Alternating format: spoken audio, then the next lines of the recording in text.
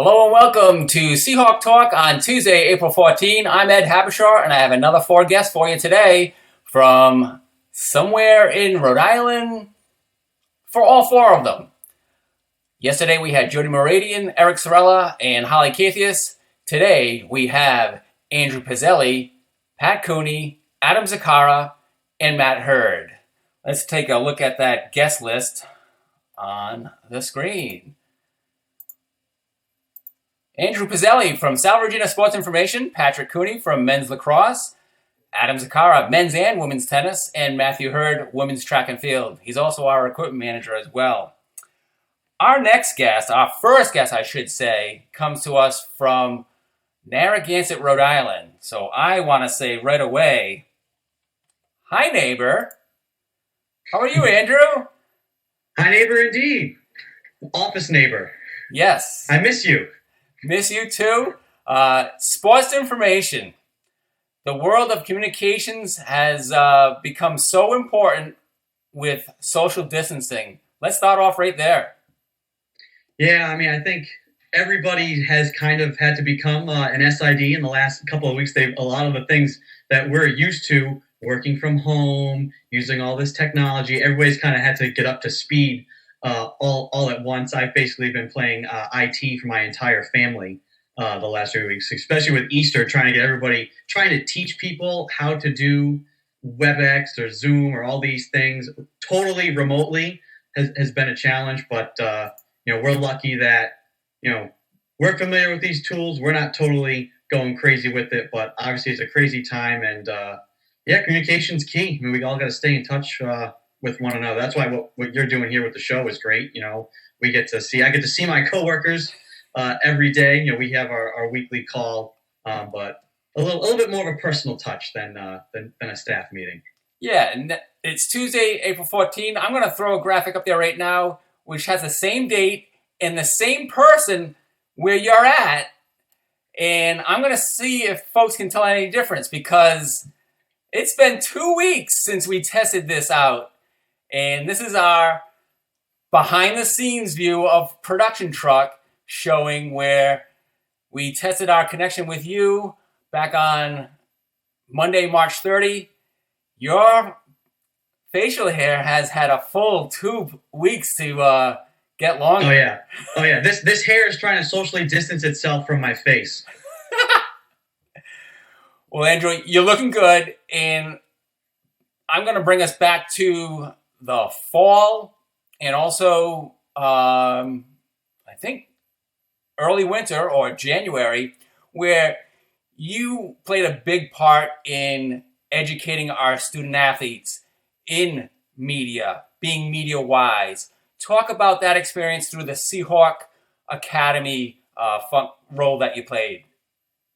Yeah, that was a lot of fun, because we got to have some fun with it. Social media, it's such an important tool. It's a very useful tool, but and it's a powerful tool. And with great power comes great responsibility. And not everybody is entirely responsible. I think a lot of people feel like with social media, they can kind of be anonymous and they're behind the keys and nothing. There's no responsibility. Nothing could ever happen to them. And right at Salve, we've had we love the engagement that we get. Everybody is on Instagram and Twitter, and we love that engagement. You just got to be smart about it. And so it was really great to encourage, maybe put a little fear in the students about being smart, but welcoming them in and having them all be a part of the SalveAthletics community, because there's so many different ways you can reach people with the Instagram platforms and Twitter, and they all kind of offer something different. But it was fun to kind of have everybody in a room and talk through and put up some cautionary tales up on the board and have them go, oh my God, wow, that happened to him and him and him. Oh boy, okay, yeah. Real life. I am going to be smart about this now. That was real life. Now, I've also found that we have different audiences with our different platforms. Talk about who we reach with Instagram, who you think we reach with Facebook and Twitter and so forth. Yeah, I'd say probably with Instagram is probably where you're reaching the most students is through Instagram on there, because it's so easy. I mean, you just sit there. I'm doing it now. We're all at home. You wake up, you just scroll. You're just scrolling and liking and sharing. So the students probably mostly on Instagram. Twitter, kind of a mix. You got some students on there, maybe more media people, reporters, things like that. Facebook's all for the grandparents, the aunts, the uncles, moms, dads, brothers, sisters. So that's really where I kind of see the audiences for each of those. So folks don't just think that you are at the games recording statistics. Tell them about what you do, bringing the action to them through our YouTube channels. Yeah, I got really, really, really lucky. Gosh, what is this now? It's 6 years ago, getting to come on and get my feet wet doing some play-by-play for our men's basketball team back in 2014, and then our women's basketball team, and then doing play-by-play for all the spring sports as well, and obviously getting the opportunity to work actually for the university. And so my job, I feel like I'm the storyteller, and I wouldn't be able to do what I'm doing without the amazing work and dedication and effort and what's happening in front of me, which is what the athletes are doing. They're the ones who are really doing all the work. They are the story. They are the story. I'm just the one who's been trained to see with my eyes and then spit out words really, really fast to best describe what's happening and to put it in context, tell the story to the listening audience. And even though we do video, we might not necessarily know how good the connection is. We're out at random fields and places unknown sometimes. So and people can be closing their eyes. It's always good to do a radio call. And sometimes people my parents all the time say they had the game on, they were listening. It's on in the side room and they're in the kitchen and they just want to listen to the game. So I'm always trying to paint that picture for everybody. It's so necessary. 2 years ago, you had the fortune to join Ryan Costa up at Lake Placid, New York, where Salve Regina men's ice hockey was in the Frozen Four and the national championship game. A great experience for you. I witnessed it through your call because it was broadcast in video. We only had the radio broadcast through you and Ryan. And I'm telling everybody, I listened to you. I didn't watch it because I didn't need to watch it. First of all, the video was at least 30 seconds behind your call. So I listened to your call, and then as soon as something exciting was coming up, I'm like, oh my gosh, something's happening. Then I would jump over to the video for a replay only. Yeah, I've heard from multiple people that they had to have aspirin and Bayer at the ready because just anytime my voice got a little bit faster, I was like, oh my God, something might happen. Obviously, that was an amazing experience. It still stings. Don't want to talk about it too much because it wasn't the result Salve wanted or hoped for, but the obviously best a result once in a lifetime ever opportunity to be up there and to have Ryan with me. I talked to him a couple of weeks ago. He's a senior and we didn't even think about it. One of the things with the year ending is the seniors who move on or won't be coming back, and he's a guy who's been a partner with me in the booth all 4 years while he's been at Salve. And I thought, dude, we didn't even think about this. We didn't even know the last game that we called together was our last game. You definitely have to come back next year. And when you have the time, he's hoping to be a police officer somewhere in Rhode Island. Locally, yeah. If he's local, he's always welcome. We met with our student employee group back in December before the break to let them know how valuable they are and how many skills they've developed and also provide to our staff in terms of what output we're able to put out there. And I made an example of Ryan Costa.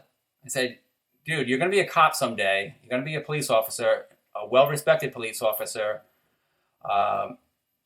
You are also going to continue in broadcasting because you've got a gift and a skill that you need to use. Oh, some people you can just tell they're just naturals.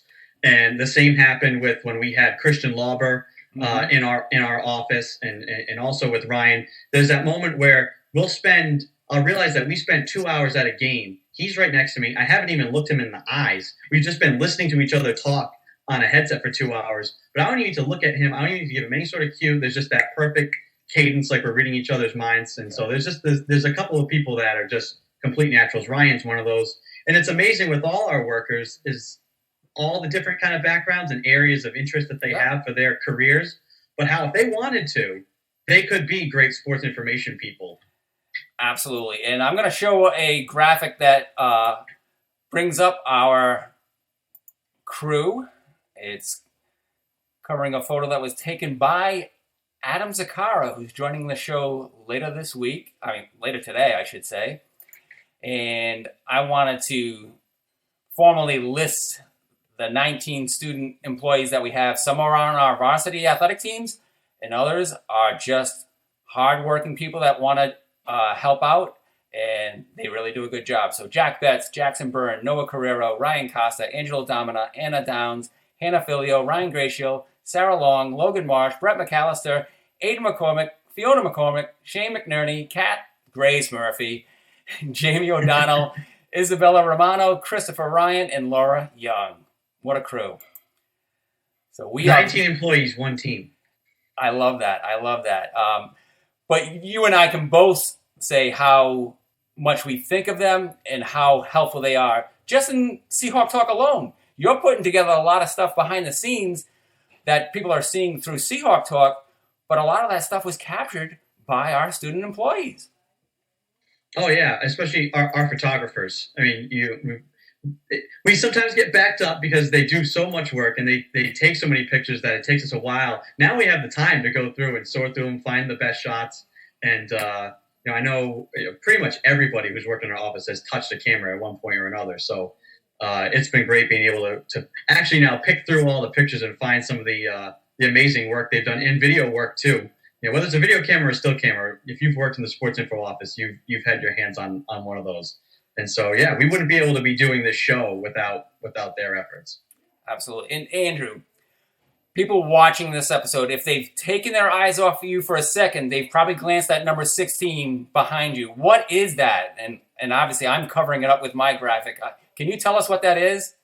That is something that there's probably only two people in the world who own what that is, and that is a Matt Castle jersey.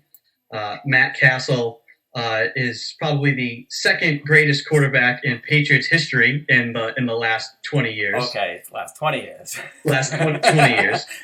And I'd say probably the two people that own a Matt Castle jersey are myself and Matt Castle. But the day Tom left, I hung that up. I got that in 2008 because I'm looking forward to this year for the Patriots because I think it's exciting. There's the story there. What will they do? What will Belichick do with a young QB? Hopefully it's Stidham. I think he's a young buck who can prove himself. But it's going to be exciting to see what happens. There's going to be a great story there. And it was the same in 08. Brady went down. It was unfortunate, but it was kind of fun to ride the wave of being underdogs again for the true underdogs. They always talk about nobody believed in us. People believed in them pretty much every year along the way here. So where's the Brady jersey? Matt Castle jersey. Where is your Brady jersey? It's in the closet. No, I mean Tampa Bay Brady jersey. I'm not going to buy that. Come no on! Way. Tampa Bay? No way. Well, Andrew, you're looking good. Glad to catch up with you, not only behind the scenes, but within the show itself so that we could recognize you and your efforts and also our student employees. Yeah. Thank you, Ed. You look good as well, and you're doing a great job with this. And next time I see you guys, the beard will probably be down to here. ZZ Top coming in May. All right. Take it easy. We'll see you then. Thanks, Andrew. Bye. That's Andrew Pizzelli, South Virginia Sports Information Director. I'm Ed Habishaw. We'll be right back with Patrick Cooney. Stay with us. I know sports is important, but having the academic part along with it is a big plus. I've discovered in myself, a newfound ability to overcome adversity at all different angles.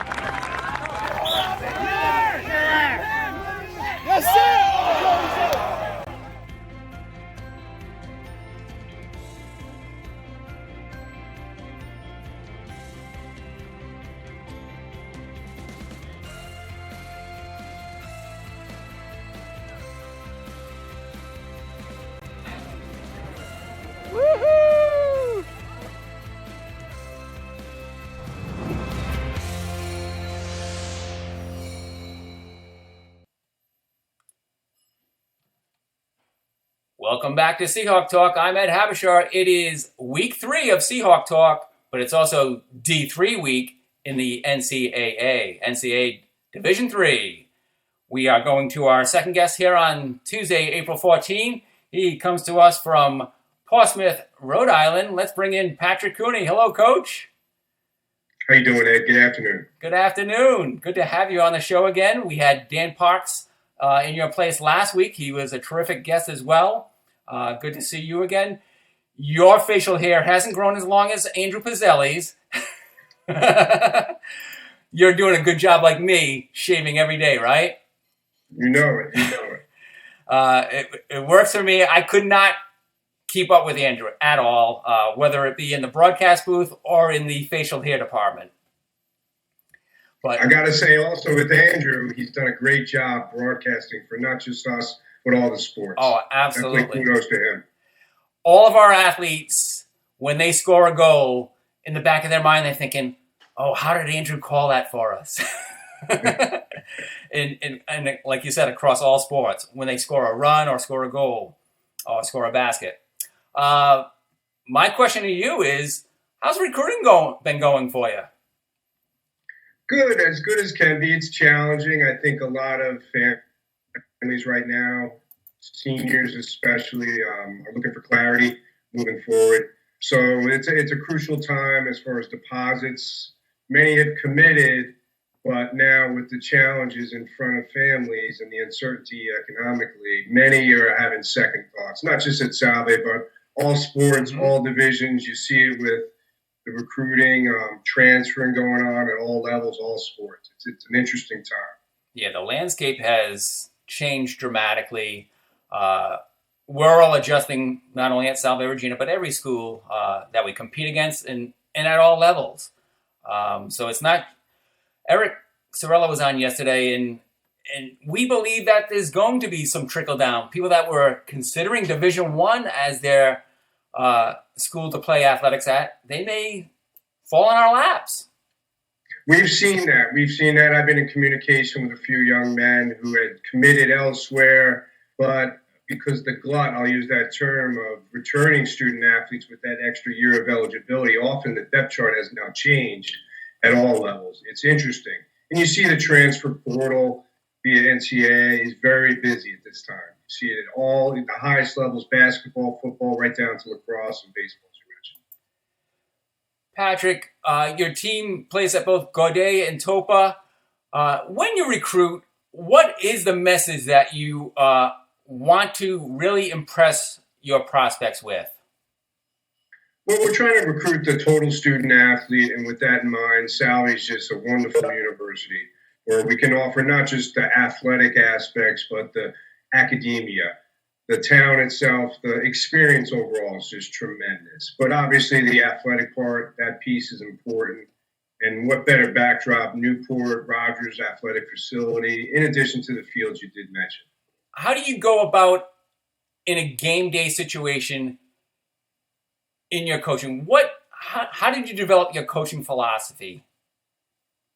Well, I was blessed to be a head coach at 22, so I learned on the fly, but always blessed to be around the game and really learn from great coaches, mentors, and have had the opportunity to work with some older coaches over the years and just pick what works and kind of take, the good experiences and maybe lose some of the things that don't work over time. Yeah. But I really think all in the end, it really comes down to relationships. The recruiting is so crucial here. It really is the Johnnies and Joes, not always the X's and O's, but the individuals on your team. And I talk to the team all the time. It's not the field, but it's the people on the team that's on the field that make that experience so special. In addition to the players on the team, it's also who you surround yourself at from a coaching staff standpoint, too. Talk about the folks you have with you. I've been blessed. Right now we have 5 assistant coaches, 2 that are paid, 3 volunteers, 2 of which are alumni of mine. But just been blessed over the years to know a lot of quality men, successful individuals who can really bring a lot to the table. I think Newport allows me to go after some quality people from the community. Our oldest, Jeff, He's an entrepreneur in Newport. I'll say that. He won a national championship at Cornell, two-time national championship of lacrosse. Also played hockey there as well. Coach Parks is my associate head coach, who you interviewed last week. He does an outstanding job all across the field. Rich Bernasconi joined us this year, and he works with our defense, our face-off units, and has just done a tremendous amount. Curtis McKeon, he was a one-time player, 2014 grad, who works all the time with our face-off men, but he also works behind the scene. We call him the senator. He attends a lot of events, does a lot of things to push the big picture for us. He's a lobbyist. Hype guy, you might say, is Colin Barnett, who's just been a tremendous addition the last 3 years for us, who's just a man who lives in town and joined us 3 years back, and we're just really blessed to have him as a volunteer as well. Yeah, and talking with Dan last week, he also mentioned your weekly get-togethers through whether it be Zoom or WebEx or FaceTime, and how you noticed at his new house in Bristol, his walls were bare. He needed something for those walls, and you contributed to that. Yeah, well, I was blessed. I lived in Bristol for 7 years with my wife. Back in the day, I won't date myself, but I really love Bristol. It's the town over from Portsmouth here. It's just a special place. And when Dan moved in, I had that. I was down this in my basement for a while. So I thought, what better way to welcome him with a nice map of Bristol. And it has some of the treasures listed that Bristol is so well known for. It's a great town. Well, while Dan's quarantining in Bristol, you're quarantining in Portsmouth. Your players are quarantining all over the place, and they put together a nice video package to showcase where they're at and what they're doing during the quarantine time. Yeah, we're trying to keep busy, make it fun, connect the students, keep up the motivation, so to speak, and ride that into next year. I keep terming it as we're going to turn the lemons of 2020 into lemonade of 2020. Well, this showed up on YouTube, and we're going to share it with all now. Our audio will be muted while we let this play and let the guys tell you their story. Hello, Salve Lacrosse family. My name is Max Winkle. How's it going, everyone? Number 39, Nate Taylor here. Hey, everybody. This is Rocco Mazzi, freshman long pole. How you doing, everyone? It's Brendan Tracy, and I'm freshman Joe Tellini. To keep active, I've been hitting the wall. I've just been shooting and trying to work on my skills for next year. We're here in beautiful Philly. We're quarantined in North Kingstown, Rhode Island. Meanwhile, I'm working on my poke checks. This is how I've been staying active during quarantine. Hey, Salve Lacrosse family, attacking Justin Veluzzi. What's up, everyone? I'm a freshman. My name is Patty. Hey, guys. Number 7, Ryan Chambers checking in from Wakefield, Mass. What's going on, Salve Regina Lacrosse family? Connor Cunningham, junior goalie, coming to you live from Port Jefferson, New York, Long Island. I'm a sophomore, and I keep busy by shooting around. Make sure everybody's doing their part, social distance. Staying busy by playing some wall ball. I've been staying active. Hope everyone's staying safe. Just keep it sticking my hand to pass the time. What's up, Salve Regina Lacrosse family? Steven McAllister here. I'm John Saunders. I'm a sophomore defenseman. What's going on, Salve Lax family? It's Griffin D'Antonio, freshman attack. Hey guys, my name's Ryan. I'm a freshman on Salve Lacrosse team. I've been staying active by hitting the wall and taking some shots.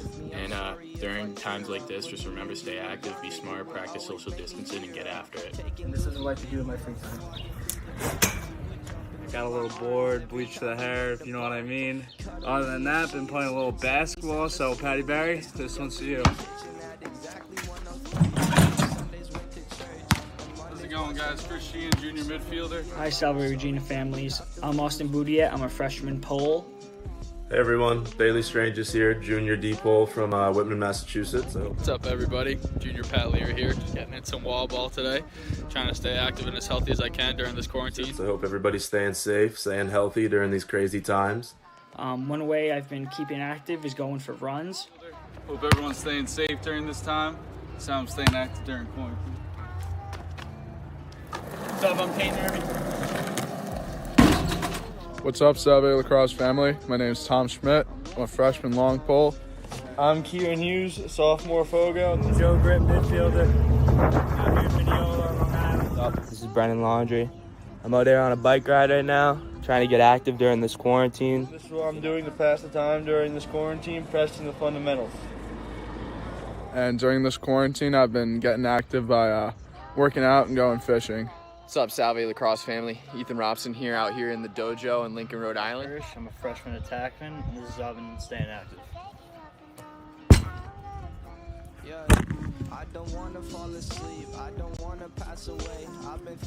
Rich Knighting, sophomore What's attack. up, everyone? I'm Shan McCuskey, and during this period of self-isolation and quarantine, I've been doing push-ups to stay active.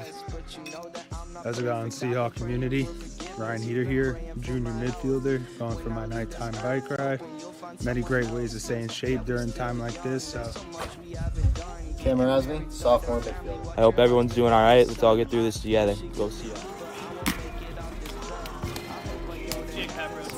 I hope everybody's staying safe and healthy and happy. Liam Shanahan, sophomore. Brendan Kelly, junior attackman. Staying safe and keeping active. The comeback will be greater than the setback. Go Seahawks.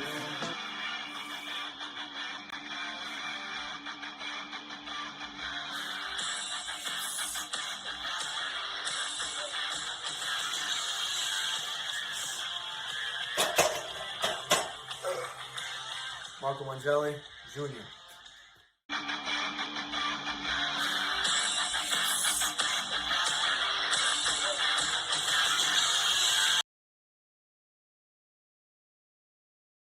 Well, I think we lost Patrick Cooney. I apologize for that, but his team put together an incredible video, and we will get ready to go to our next guest, who is coming online right now. But Patrick Cooney's team put together a fantastic video, and we got to see it. Tate had that incredible behind-the-back shot with a basketball into the hoop with his lacrosse stick. So absolutely fantastic. We are almost ready to join our next guest, Adam Zakara. I was hoping he would take me outside at the tennis courts. We'll see. But stick with us as we come back for more Seahawk Talk with Adam Zakara. 3 allows you to be able to give yourself to other things.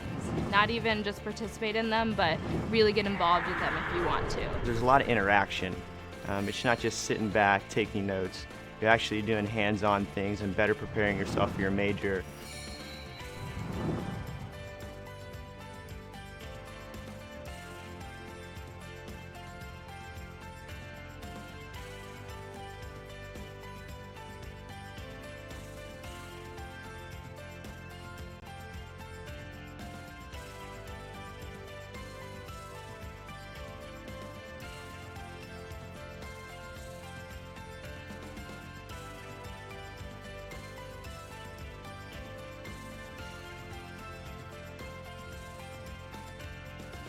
Cameron loves me.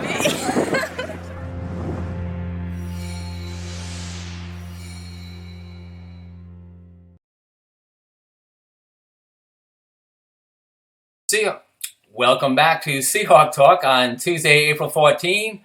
We had Andrew Pizzelli lead off at 3 o'clock, Patrick Cooney at 3:15, and now it's 3:30 and 20 seconds past 3:30. It's not 30:15. It's 3:30. That's just a stupid tennis pun. Not even close to funny. But we're going to head to our next guest. His name is Adam Zakara. He's joined us twice already from somewhere inside Carey Mansion. I believe he still is somewhere inside Carey Mansion. Let's see where he's at. There he is in his office at Carey Mansion. In my tennis room, yes. How's it going? What did you call it? I'm doing well. How are you today? Good. What did you call your setting? Well, it's a tennis pro shop. Oh, no pro one really shop. ever comes in here, so the tennis room is fine. The tennis room. And who's that hanging on the wall behind you? I've got John McEnroe on one wall. I've got Jimmy Connors on another, and Bjorn Borg on the third. So all the greats that I kind of grew up with when I was a kid. Hey, I grew up with them when I was a kid. How can that be? Well, I'm older I than think you. you've got 10. I think you've got 10 years on me, so it's fair that we both grew up with that. At least, yes. Yeah, because except for Bjorn Borg, I think Connors and McEnroe had longer careers than Borg did. For my liking, he retired prematurely, but I was also very lucky. Adam, my very first year producing a sports talk show, when it was that WICE 550 on your AM dial, I got to get free tickets to the Hall of Fame ceremonies in 1988, and lo and behold, this gentleman was supposed to be inducted in 1987. He couldn't make it, so he came in 1988. When I showed up with my free tickets, it was Bjorn Borg. That's amazing. Yeah, I was very How lucky. was the speech? Good speech? I don't remember it. It was 32 years ago.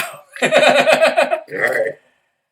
I don't think he said it in Swedish. I'll tell you, I was 8 years old in 1980, and I do remember vividly watching the Wimbledon final of McEnroe and Borg. That was that famous one that went 26-24 or something like that. Yeah, that fourth set was the longest one. Okay. The fourth set, that forced the fifth set. Oh, right. Okay. But the entire match was a classic, and yeah, I was actually working in my very first job I operated in the Warwick Health Center. It was a nursing home, and I would do dishes. I would bring up the carts of food to the different floors from the lower level, and this match was going on in the common area meeting room where they had a TV. I don't remember if it was black and white or not, but it felt like it was black and white.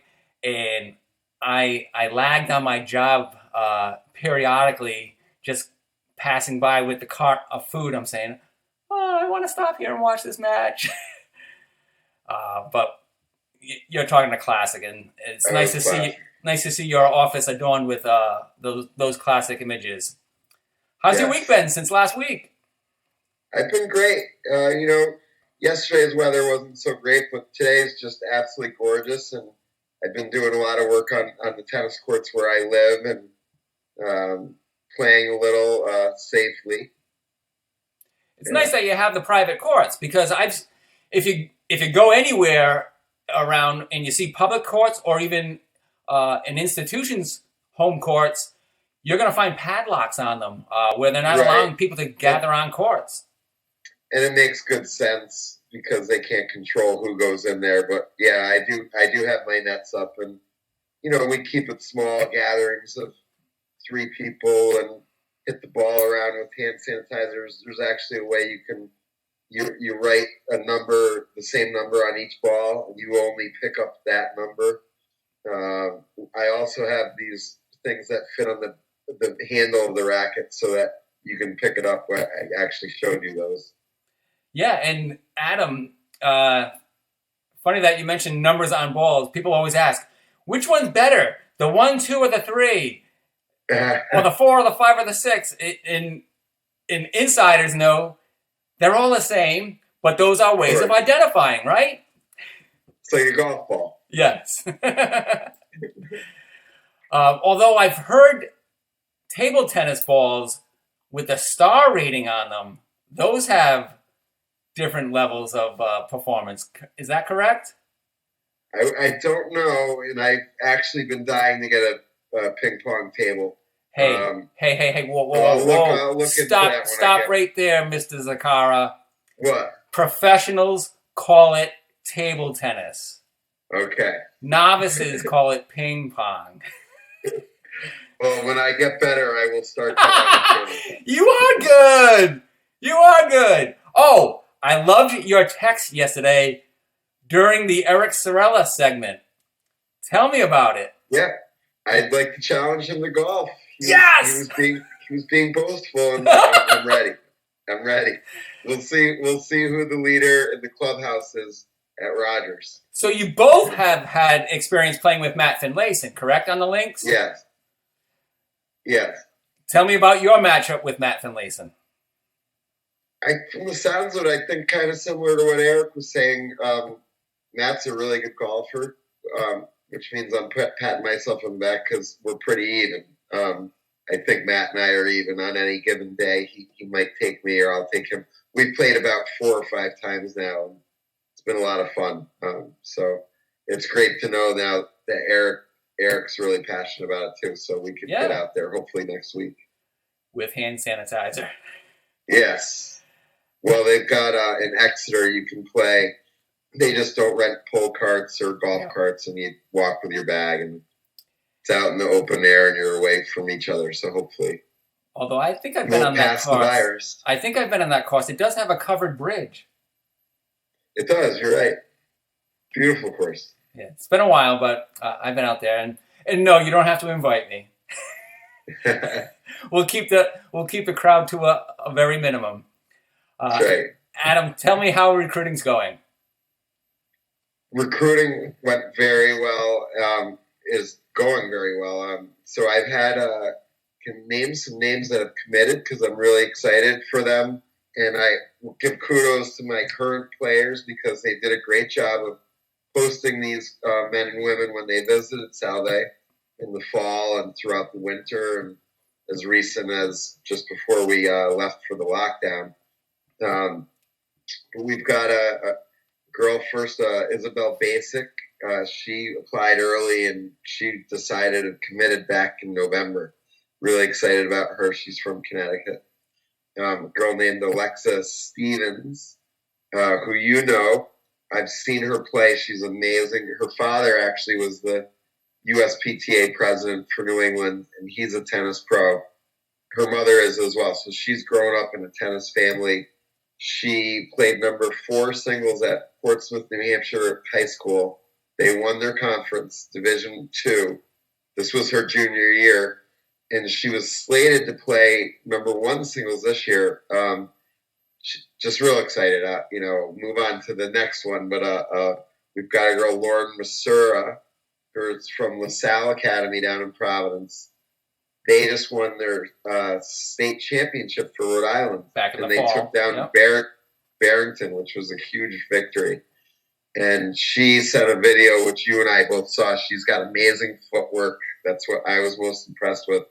She really just moves around the court well. And what a great freshman she's going to be for us next year. Also, a girl named Grayson Shearer from Connecticut, who was number 3 singles on our team. Alyssa Tencredi just emailed me last week. She's from over the bridge in Wakefield area. I went and watched her play last fall in a playoff match. She was lights out. A girl named Alyssa Michael, who is coming from Easton area, Pennsylvania. Those are all girls that have completely committed, made their deposit. We know they're on the team. Very excited. And then we've got 2 other girls that I'm not going to mention because I don't want to spoil that, but I think they're committing. It hasn't happened yet. Oh, good for you, and good for the Seahawks. How about on the men's side? Yeah, quickly, the men's too. We can't forget them. Got a guy from England named Ned Batstone, who I've heard really good things about. So excited to see how he plays tennis. He was on the All-England team there when he was 16. Also, a gentleman from Connecticut, Tyler Hussey, who was number 1 on his team in Rocky Hill, Connecticut. And a gentleman named John Vento from Nantucket, who was number 2 singles. I've seen videos of all these guys play. Really solid players.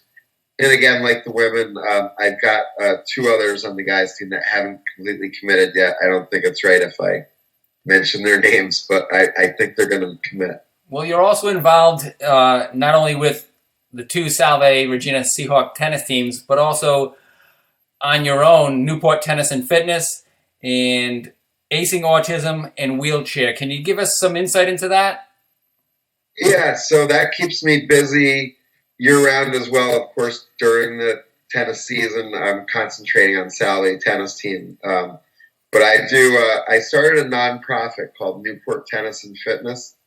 So within that nonprofit, I run those 2 programs that you mentioned. The nonprofit called Newport Tennis and Fitness is designed to bring wheelchair and adaptive tennis on a weekly basis to Rhode Island.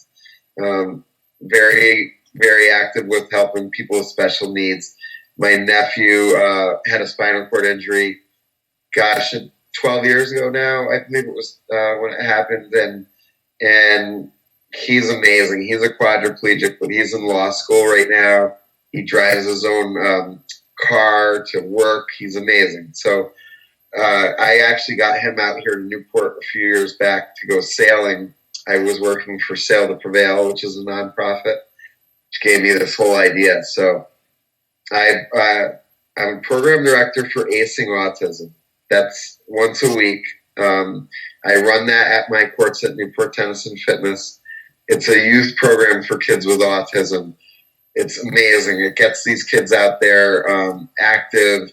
You know, kids that have autism have a hard time making relationships and friends with kids their own age. So it gives them this outlet, this chance, and to build a relationship with people, with the volunteers I have that work with me, which a couple of the girls, Casey Farrell, Delaney Pothier, Alex Azari came from the guys' team. They were volunteering with me over the winter. I was able to do that at the YMCA. I also do a weekly wheelchair program. I have 2 sports wheelchairs in the tennis room here next to me, but the wheels are shaped inward so they can move quickly and hit the balls. And I'm really looking for more participants. I want to get those kids in there that never tried it before and get them out of their day chair, sometimes in a Hoyer lift, and get them transfer them into the sports chair and get a tennis racket in their hand. So far, I've only had one participant. His name is Lance Nordhill. He's from Portsmouth, 16 years old. He has a higher level of injury than my nephew does, believe it or not. Wow. He has no use of his hands whatsoever. So we actually tape, David Cox has been great lending me some sports tape, and we tape a racket to his arm, and he can swing one of his arms. It's been miraculous. He loves it. He gets better every week. We're shooting at targets. So in a nutshell, that's what I do.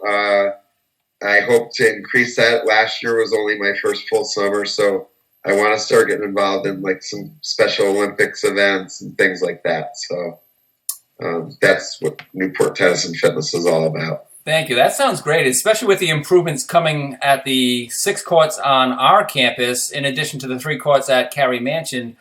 You'll have great venues to showcase these activities for the youth, both through absolutely. And Salve is perfectly set up for it. There's a ramp that's paved to go down. I measured the gates. The entranceways are perfect. Last year, the USTA actually sent Johanna at Salve a check and paid for 6 weeks, or actually, excuse me, other way around. Johanna granted USTA the use of the courts for 6 weeks. So Salve was very nice and generous in opening their arms to a program for USTA. Unfortunately, I didn't get a participant last summer, but I did get Lance over the winter, and he's really excited to get out on Salve's courts this summer. So we will run that at Salve once this lockdown has been lifted. Well, good luck to you and Lance in getting that program to grow. Great seeing you today, and we'll look forward to seeing you next week on Seahawk Talk. Wow, that went fast. Yeah. All right. All right. Good to talk to you, Coach. Take care, Adam. We'll see you soon. That's Adam Zakara, South Virginia University men's and women's tennis coach. I'm Ed Habershaw. We'll be right back with Matt Hurd after a short break. Division III schools offer academic scholarships instead of athletic scholarships. This really puts the focus that the student athlete needs to maintain that GPA. I did receive a non-athletic scholarship upon entering school. I got the presidential scholarship, which was huge for me.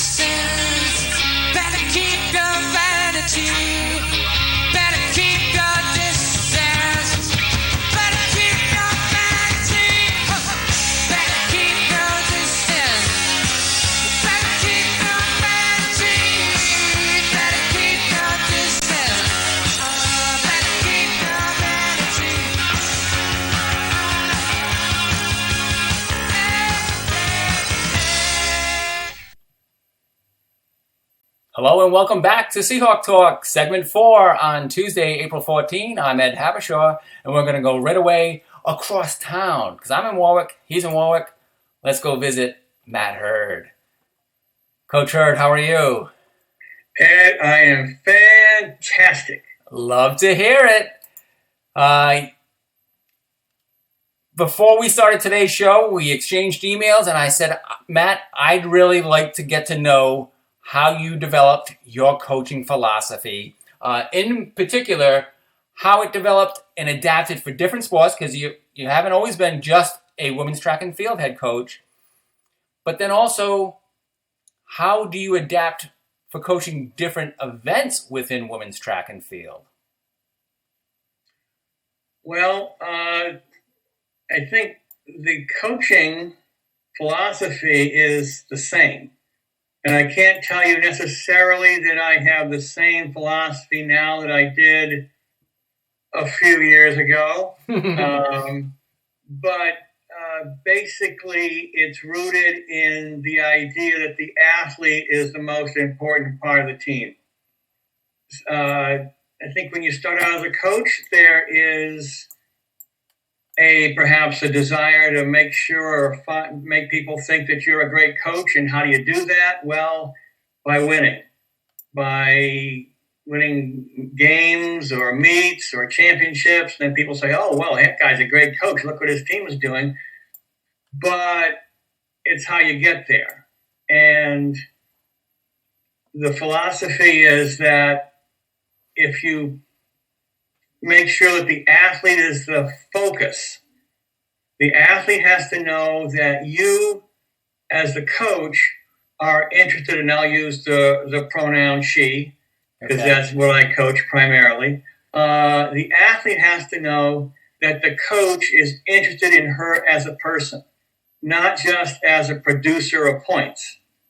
So you have in your mind, okay, how can I get this athlete or help this athlete become the best that she can be?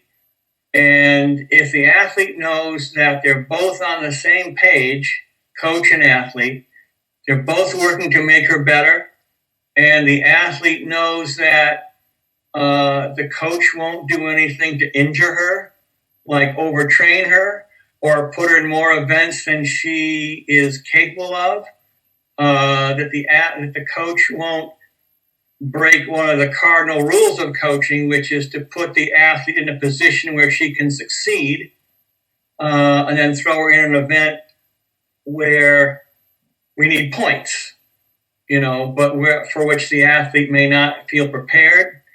So she's nervous, and because if you're any kind of an athlete, you want to do well, and you don't want to be put in a position where you're going to fall on your face. So if the athlete knows all these things, that the coach is behind her, the coach is working hard to help her get better, the coach is not going to make her embarrass herself or injure herself, then it's easy then for the athlete to transfer that back to the coach and say, the coach is all in on me, so I am all in on the coach. And we don't have any timeouts in cross country or track and field. But if I were coaching one of the number sports, or a coach who's coaching a number sport, pause button, calls timeout and says, hey, and they start to dispense wisdom or advice or corrective, and you've got some person tying their shoes, some person looking up at the scoreboard, somebody trying to find their parents in the stands.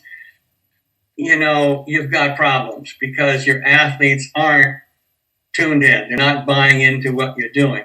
On the other hand, if you look out to your team and every single person, the people who are playing, the people on the bench, they're all focused on you as a coach and what you're telling them, then you've got a good culture because the athlete is on the same page. They're giving you 100% of themselves.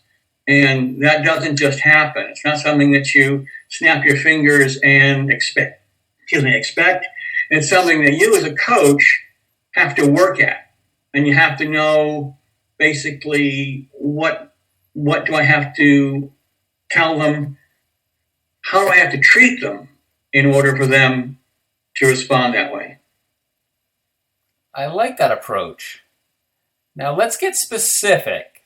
I've got 4 clips of 4 different javelin throwers. 2 at the Commonwealth Coast Conference meet from 2019, and then 2 more at the meet at Southern New Hampshire University, which was just a few weeks earlier than the CCC meet last year. There's right-handers and left-handers. Now, say I'm a javelin thrower, and you see me with my first throw, and it's horrible technique, Matt. We'll admit. My technique is horrible.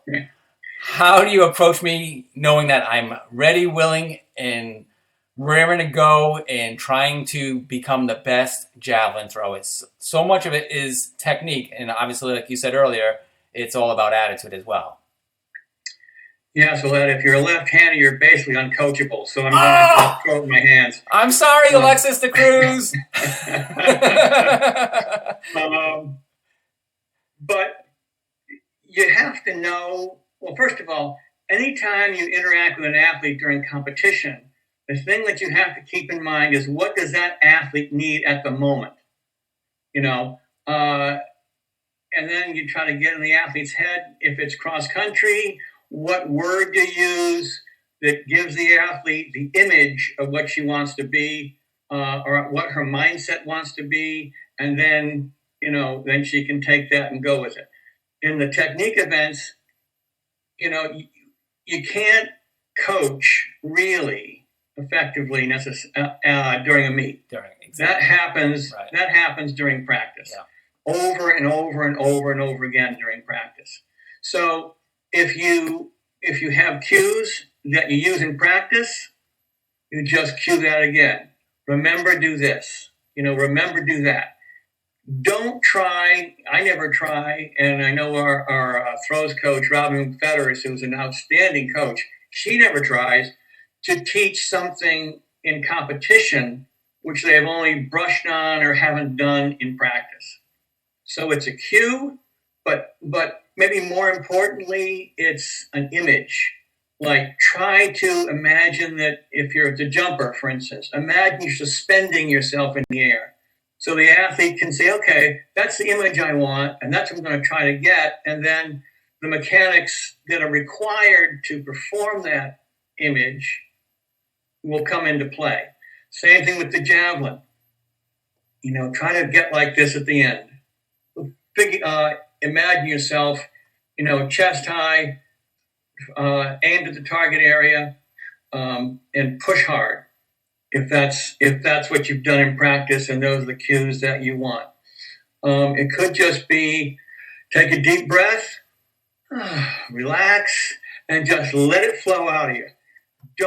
You don't give the athlete things to think about too much, because in competition you can't be thinking, you just got to be doing. So you try to get them to the point where they're just relaxed, they're confident. If you tell them, listen, just let the event flow and it'll sail. And then they just do it. And, if it works, it works. If it doesn't, it doesn't. But, then you go back to practice and work on that. So much. Sorry. No, let's go ahead. So much can be said for turning the mind off during competition, because the subconscious mind is going to get the job done. Absolutely. Any athletic movement requires impulses to be sent from the brain to the muscle to do this, this, and this. And if you have to do them mechanically, everything is slower. It's not as fast. It's not as dynamic. Whereas everything that you do is automatic. The neuromuscular pathways that you've built up are firing hard. Then whatever you get, it's going to be better than if you try to do something by thinking about it. It may not be great, but on the day of competition, it's all about doing what you can do the best you can do it. Well, Coach Hurd, here's hoping our athletes and you get back to competition soon. Obviously, we'll have to wait until next spring. or at least when you meet the group in the fall to start preparing for a winter season. And then they need you. They need that guidance and that calm steering hand just to say, hey, this is what we do in practice, and this is going to reap the benefits in match play. Is that on my end? No, that's me. I'm afraid that I didn't shut the clock off. Well, we know what time it is in Warwick. It is 4 p.m. Matt, if we can take just one more minute. Do you take a results-oriented or performance-oriented approach? And I'm not sure there is a difference in those words, but I think I know what you do. You're not so concerned with the results. You're concerned with how the athlete feels with the performance. Is that correct? Yeah. I mean, first of all, if they improve, then that's terrific. They may only improve by a little bit, but you have to make sure that when they leave the meet, they're feeling good. Because, you know, if they're down on themselves, that's a recipe for disaster. You know, I'm just thinking of, we were out at the New England Championships at MIT, and one of our recent graduates had qualified in a triple jump, and she didn't really have a good day. I think she had picked the wrong board to take off from. It was a little too far away, and she was just making the pit, and I'm sure that didn't help her at all. And, you know, when her competition was done, she was there and she was crying away, as they can do, you know. So I went up to her and I said something dumb like, "How you doing?" And she was saying, "Oh, you know," and then she said, "You know, I didn't want to disappoint you." I thought, unbelievable. What is she talking about? It's not about me. You know, it's about the athlete. And so I told her, I said, "Listen, whatever you do on that day is going to be the best you can do, then I'm fine. The only way you could disappoint me," and I remember saying this, "the only way you could disappoint me is if you robbed a bank or you shot somebody. Other than that, anything you do is terrific." And that, I think, is what you need to tell them. Yeah. Because after all, it's just a sport. It's a great sport. All our sports are great. That you get great things out of them. But the most important thing is not the performance necessarily, but the athlete and what she gets out of it. And those are life lessons that they can take away from the competitive arena of athletics into the workplace where they have various types of jobs. Absolutely. Absolutely. And that's why we spend money on athletics. One of the main reasons. Well, enjoy talking to you as always. You're looking good again in Warwick, Rhode Island. We'll look forward to having you back here at 3:45 next Tuesday afternoon. Oh, I'll be waiting. All right. Thank you, Matt Hurd. And you're welcome. Take care. That's Matt Hurd, South Virginia University women's track and field head coach and our recruitment manager. So essential to the running of the athletic department. All of our guests have been great today, from Andrew Pizzelli, Pat Cooney, Adam Zakara, and Matt Hurd. My name's Ed Habashar. Stay safe, wash your hands, keep your distance, stay home, and watch Seahawk Talk. Take care.